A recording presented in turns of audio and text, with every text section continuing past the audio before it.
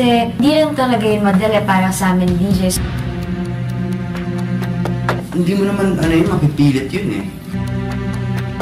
Hindi wala kang matatago. Kahit anong tago mo talaga, malalaman at malalaman nila. So,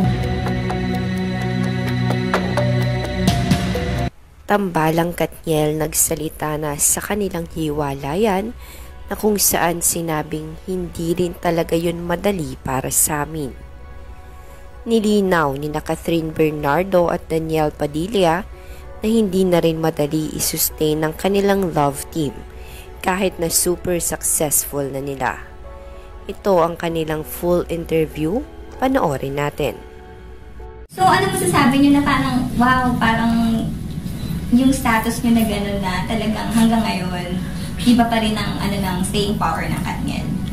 Yun yung pinakamahirap kasi yung kung paano yung sustain, kung ano yung nangyayari.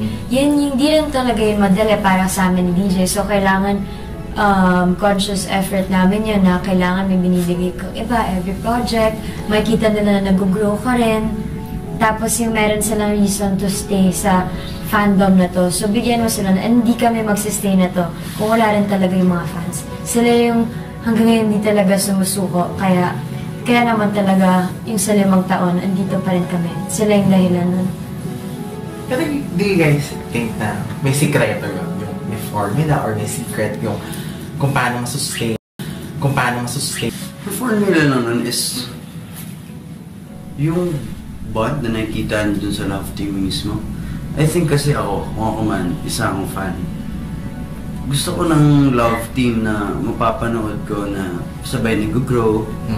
Alam mo yun, na totoo. Kasabay mo lumaki. Tsaka parang ikaw lang. Yung pag nakita mo parang kagaya mo lang din sila. Alam mo yun, yung nakikita mo yung sarili mo sa love team na yun. And yun yung pinaka-importante na nagigets ka ng tao and nakakonect sila sa'yo. And hindi mo naman mapipilit yun eh. I think natural yung lalabas. So, swerte yun siguro eh. Tsaka marami nakapansin na mas naging open na kayo pareho ngayon. Alam mo yun, parang hindi kayo na iilang or na ipakita kung ano yung nararamdaman nyo or kung ano yung gusto nyo. Well, parang natutunan din namin hindi wala kang matatago. Kahit anong tago mo talaga, malalaman at malalaman nila. So, bakit mo pa itatago? Or ba't ka pa swerte na lang din kami love team kami dalawa. Yeah.